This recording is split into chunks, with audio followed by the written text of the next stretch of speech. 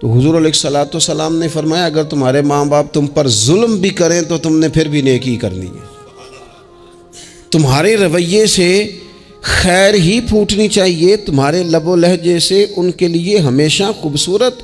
رائے کا اظہار ہی ہونا چاہیے، تمہارے بازو ان کے لیے ہمیشہ کھلے رہنے چاہیے، اور تمہیں ان کے معاملے میں ہمیشہ اپنے رب کو جواب دینے کا تصور قائم رکھنا چاہیے، تمہارے اندر کہیں کمزوری نہ آئے۔ میں بڑی دیر سے اپنے دوستوں کی توجہ اس بات کی طرف مبذول کرا رہا ہوں کہ انسان کے ساتھ ہی ساری چیزیں رہتی ہیں، بیماریاں بھی، پریشانیاں بھی، کاروبار کا اتار چڑھاؤ بھی، انسان کے ساتھ دوستوں کی کبھی وفاداری، کبھی بے وفائی، کبھی بچوں کے مسائل، کبھی دیگر رشتہ داروں کے مسائل۔ اسے حکم یہ دیا گیا ہے، اسے سمجھایا یہ گیا ہے کہ وہ کسی ایک چیز میں الجھ کر باقی چیزوں کو بھولنا نہ شروع کر دے، کسی ایک پریشانی، ایک آزمائش کی وجہ سے اپنی زندگی کے سارے معاملات کو داؤ پہ لگانا نہ شروع کر دے، بلکہ وہ اپنے دل کو، اپنے سینے کو، اپنی طبیعت کو کشادہ رکھے۔ یہی معاملہ ماں باپ کے تعلق سے ہوتا ہے۔ ہم نہ ذرا دیگر کاموں میں بعض اوقات اس طرح کا الجھتے ہیں کہ اپنی اس اہم ذمہ داری سے ہم نظریں ہٹا لیتے ہیں۔ میرے نبی اکرم صلی اللہ تعالی علیہ وسلم سے ایک شخص نے یہ عرض کیا تھا کہ یا رسول اللہ صلی اللہ تعالی علیہ وسلم، میں نے نہ تیز دھوپ میں جلتی اور تپتی ہوئی زمین پر کئی میل کا سفر اپنی ماں کو اٹھا کے اس طرح کیا ہے کہ میرے پیروں میں جوتے نہیں تھے۔ اس پوری بات کو پھر سے آپ سمجھے بھلا میں نے کیا کہا۔ یعنی گرم زمین پر گرمیوں میں چلنا ایک انتہائی مشکل کام ہے، اور پھر گرمی اگر عرب شریف کی ہو اور صحرائی علاقہ ہو، اور پھر آپ نے ایک شخص کو بھی کندھوں پر اٹھایا ہوا ہو۔ یا رسول اللہ صلی اللہ تعالی علیہ وسلم، گرم موسم میں گرم ریت پر ننگے پاؤں ماں کو اٹھا کر میں نے میلوں کا سفر کیا ہے۔ خدا را میری بات کو تقریر نہ سمجھنا، یہ ایک غلام نے اپنے نبی سے سوال کیا ہے۔ اس سوال کی لذت کو محسوس کریں اور پھر جواب کا حسن ملاحظہ کریں۔ عرض کی حضور، پڑھا میں نے سنا ہے کہ ماں باپ کی خدمت کا حق ادا کرنا چاہیے، تو وہ میں کوئی حق ادا کر سکا ہوں، کوئی خدمت کر سکا ہوں؟ اس نے کہا میں نے میلوں ننگے پاؤں تپتی زمین پر صحرا میں سفر کیا ہے۔ تو محبوب کریم نے بھی اسے سبق یاد کرایا۔ اس نے اپنی طرف سے خدمت بتائی تھی تو حضور نے ماں کی شفقت بتائی۔ فرمایا جب تو پیدا ہوا تھا تو تیری ماں کو درد کے جھٹکے آئے تھے، وہ جو جھٹکے آئے تھے نا، ان جھٹکوں میں سے اب یہ ایک جھٹکے کا بھی تو حق ادا نہیں کر سکا۔ وہ جو درد کے جھٹکے تھے، وہ جو تکلیف تھی، کتنی مائیں دوران زچ کی دنیا سے چلی جاتی ہیں۔ وہ بیٹا پیدا کر گئی، خود رخصت ہو گئی، وہ جان پر کھیل گئی، لیکن ایک زندگی دنیا میں چھوڑ گئی۔ لیکن کیا کبھی ایسا ہوا ہے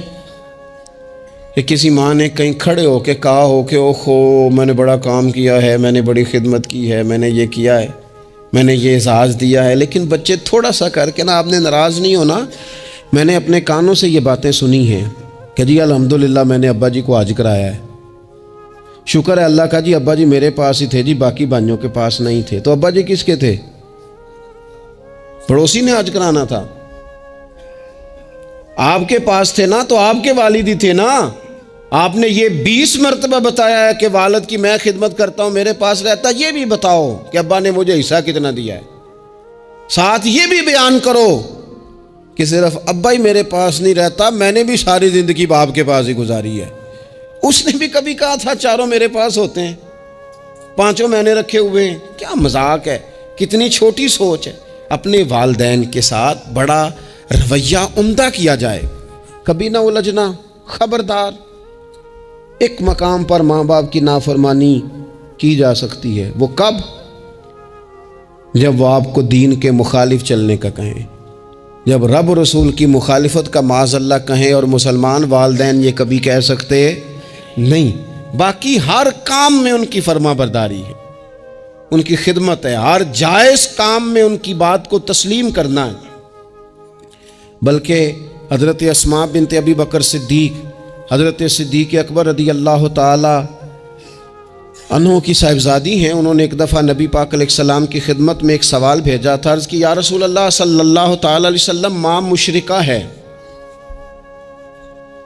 اللہ رسول کو نہیں مانتی، معاذ اللہ، ماں مشرکہ ہے، تو حضور وہ مجھ سے ملنا چاہتی ہے، کیا میں اس سے حسن سلوک کر سکتی ہوں؟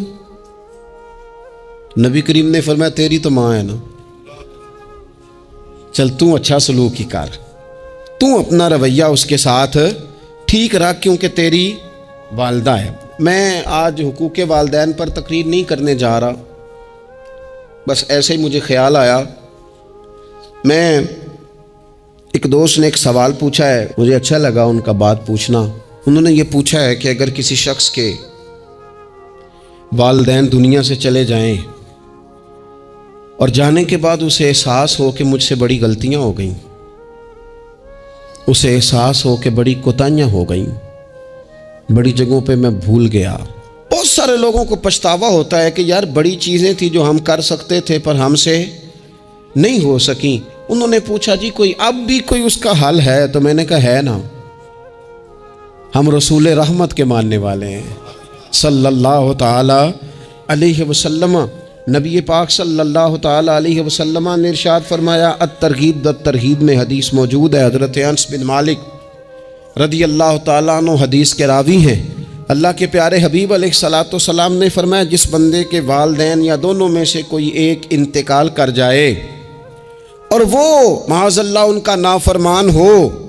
تو فرمایا پھر ان کے لیے دعا کرتا رہے، استغفار کرتا رہے، کرتا رہے، کرتا رہے، کرتا رہے، امید ہے اللہ اسے نیکوکاروں میں لکھ دے گا، وہ فرما برداروں میں آ جائے گا۔ شرط یہ ہے کہ وہ ان کے لیے استغفار کرے، دعائے مغفرت کرے، اب ان کے لیے وہ اب ہی شروع کر دے ان کو یاد کرنا، اب ہی اس مقام پر آ جائے، اب ہی کچھ سوچ لے، تو اللہ تعالیٰ کی بارگاہ سے کرم کی امید ہے کہ اللہ اس نے جو زندگی میں اس سے غلطیاں ہو گئی، رب اس کی ان غلطیوں کو معاف کر دے گا۔ روز استغفار کرے۔ ایک دوست نے مجھ سے ایک دفعہ پوچھا تھا کہ حضرت صاحب والدین چلے گئے ہیں، ان کے لیے کیا کروں؟ تو بڑی بڑی چیزیں بھی کی جا سکتی ہیں، لیکن میں نے اپنے اس محبت والے دوست کو یہ محبت والا مشورہ دیا تھا کہ میں چونکہ آپ کو جانتا ہوں آپ نماز میں کوتاہی کرتے ہیں، آپ نہ نماز پڑھنی شروع کر دیں۔ وہ کہنے لگے جی وہ تو میں پڑھوں گا، والدین کے لیے کیا کروں؟ میں نے کہا نماز پڑھیں،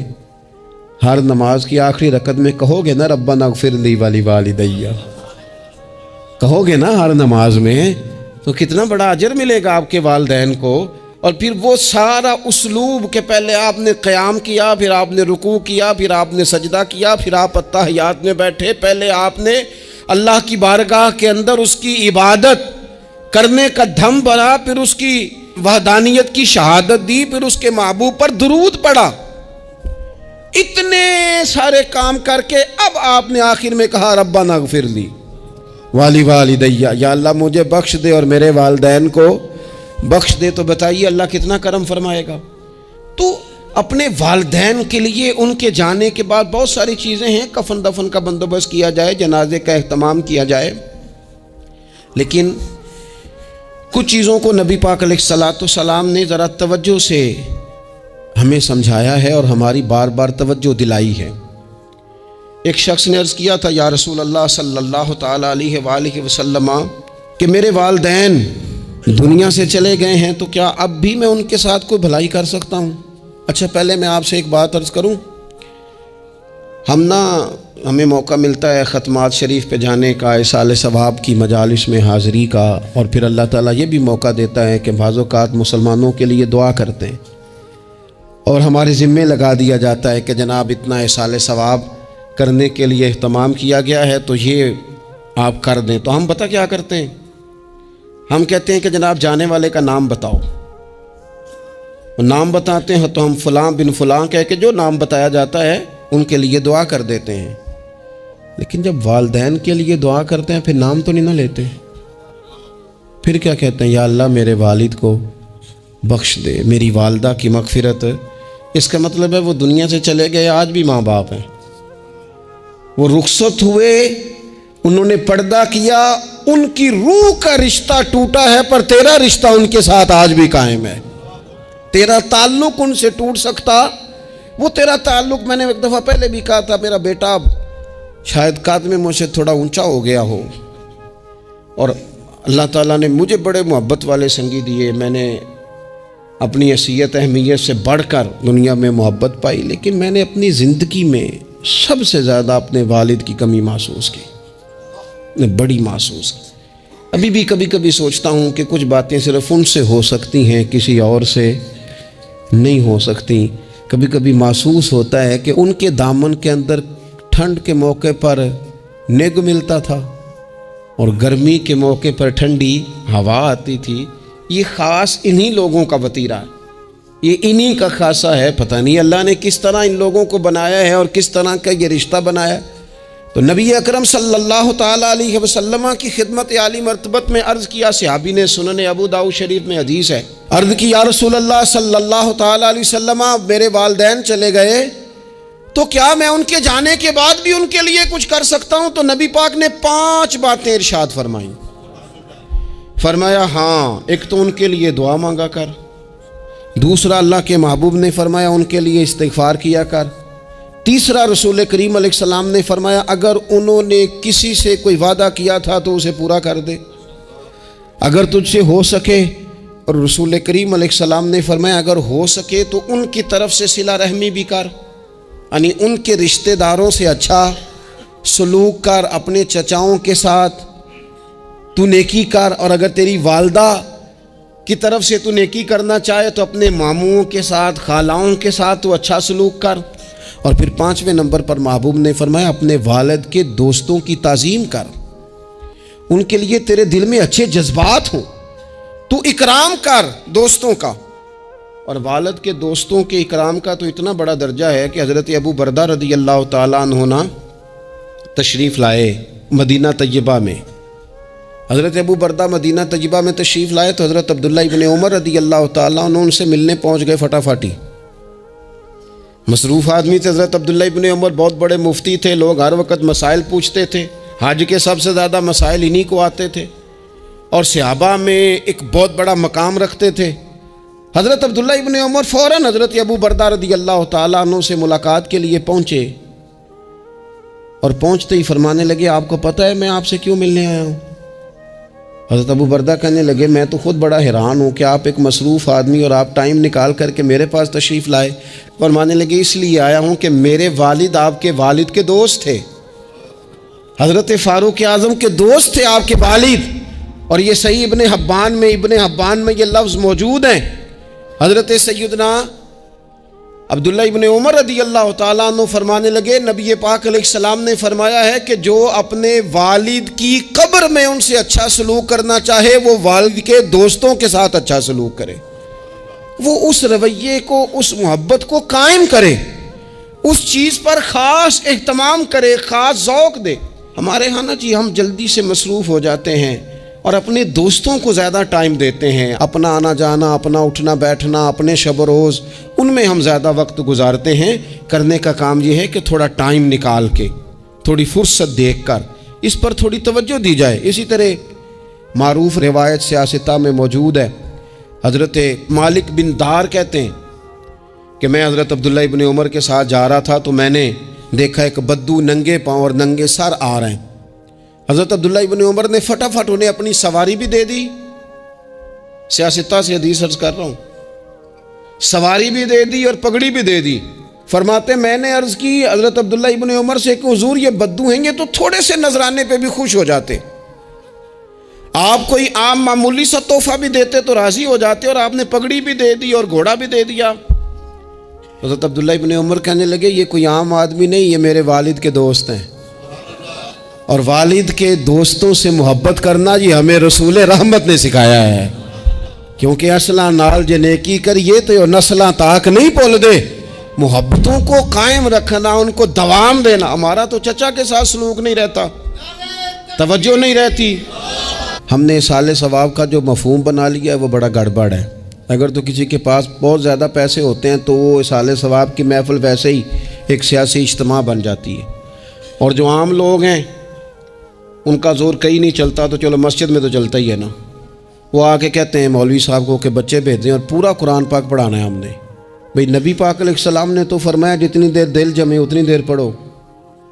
آپ نے کیوں پابند کیا پورا پڑھنے کا؟ اور پھر اللہ تبارک و تعالیٰ اگر معاف فرمانے پہ آئے، وہ تو پتر بسم اللہ بھی پڑھے تو اللہ باپ کو معاف فرما دیتا ہے۔ شرط یہ ہے کہ خلوص ہو، وہاں تو معیار دیکھا جاتا ہے، مقدار تھوڑی دیکھی جائے گی۔ تو ایصال ثواب تو یہ ہے کہ آپ ضرورت دیکھیں کس چیز کی ہے۔ ہمارے ہاں منوں کے حساب سے کھانے پک جاتے ہیں، بڑی بڑی لمبی دعوتیں ہوتی ہیں، بڑا کچھ ہوتا ہے، لیکن جو ضرورت ہوتی ہے، ضرورت کو ہم نہیں دیکھتے۔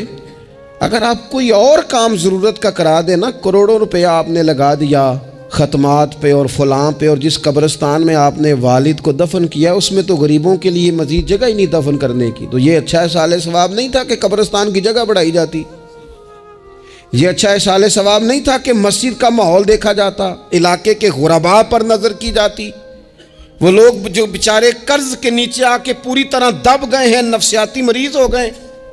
ان غریبوں کو دیکھا جاتا، یہ ایصال ثواب نہیں تھا؟ آپ دیکھیے حضرت سعد رضی اللہ تعالیٰ عنہ نے حضور کی بارگاہ میں عرض کی، یا رسول اللہ صلی اللہ تعالیٰ علیہ وآلہ وسلم، میری ماں ایک غلام آزاد کرنا چاہتی تھی، اگر میں ان کی طرف سے وہ غلام آزاد کر دوں۔ موطا امام مالک میں روایت موجود ہے، اب غلام آزاد جب آپ کر دیتے تھے نا، آج کل تو غلام بکتے نہیں، لیکن ایک قسم غلامی کی آج بھی ہے، بتا دوں آپ کو، وہ جو بندہ ایڈوانس نہیں لے لیتا بیچارہ 4 لاکھ روپیہ، پھر اس کو تنخواہ بھی پوری نہیں ملتی، پھر اس کی جان بھی نہیں چھوٹتی، وہ کہیں اور جا بھی نہیں سکتا۔ بھئی آپ ایڈوانس دیں گے کسی کو، اس کو خرید تو نہیں نہ لیں گے، اس کی مجبوری تو نہیں نہ خریدیں گے، اللہ کو ناراض تو نہیں نہ کر لیں گے۔ آپ ایڈوانس دیں لیکن پھر اسے تنخواہ بھی تو اتنی دیں جتنی معاشرے میں روٹین سے ہوتی ہے۔ یا رسول اللہ اگر میں غلام آزاد کر دوں اپنی ماں کی طرف سے، چل تو بھی کسی کو ایڈوانس معاف کر دے ماں باپ کی طرف سے، چل تو بھی کسی کو چھوڑ دے قرضہ ماں باپ کی طرف سے چھوڑ دے، کچھ نہیں ہوتا۔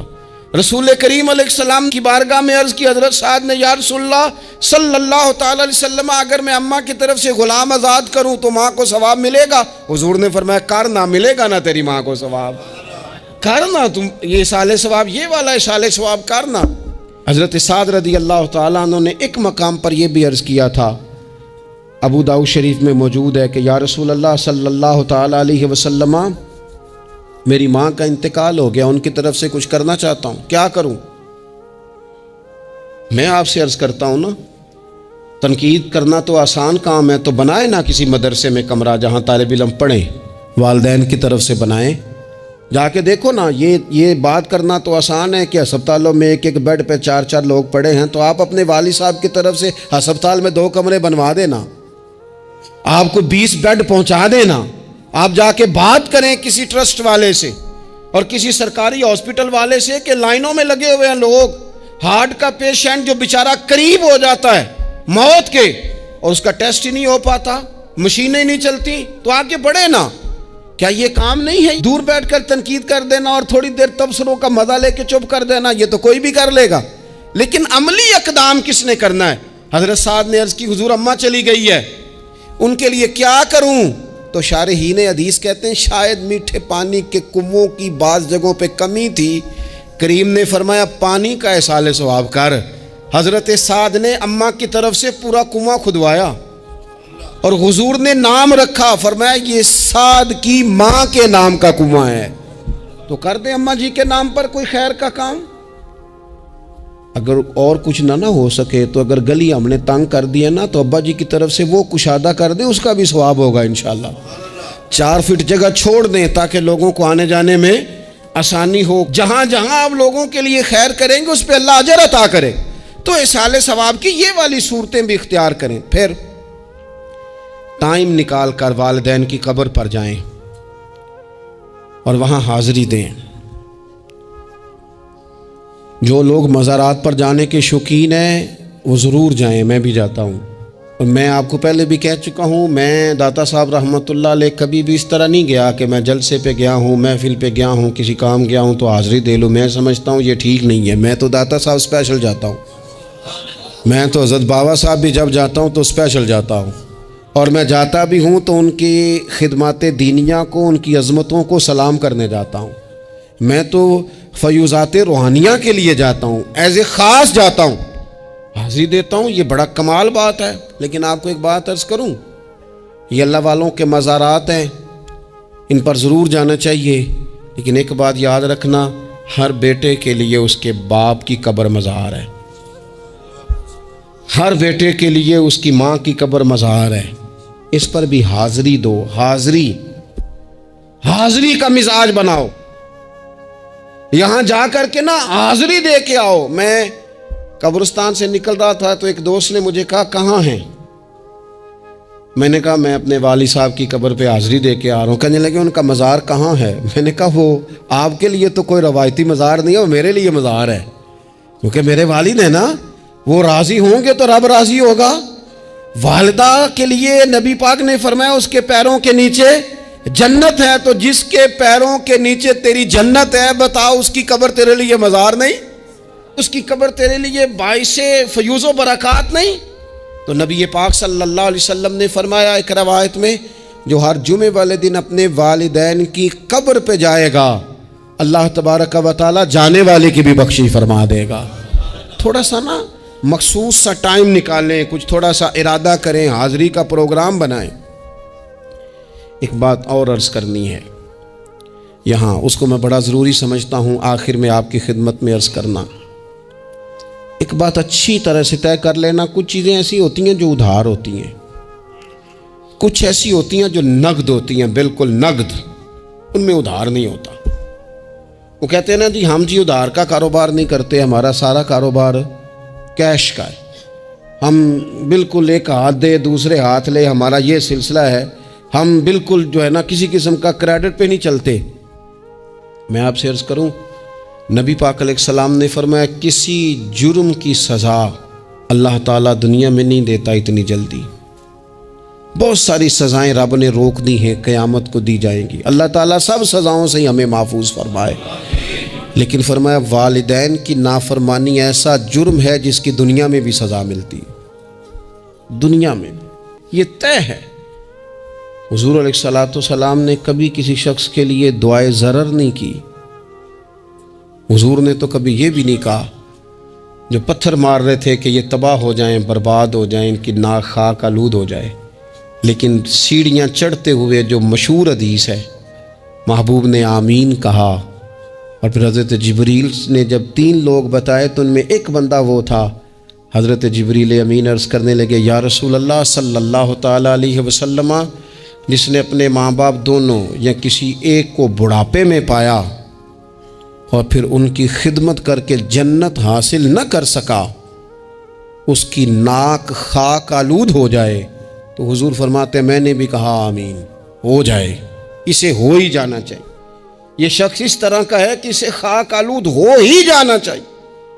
کبھی بھی زندگی میں اپنے والدین، کیا ہمیں دعا سکھائی قرآن پاک نے، کہا وَقُلْ رَبِّ ارْحَمْهُمَا كَمَا رَبَّيَانِي صَغِيرًا، آپ کہیے، آپ یہ دعا کیجئے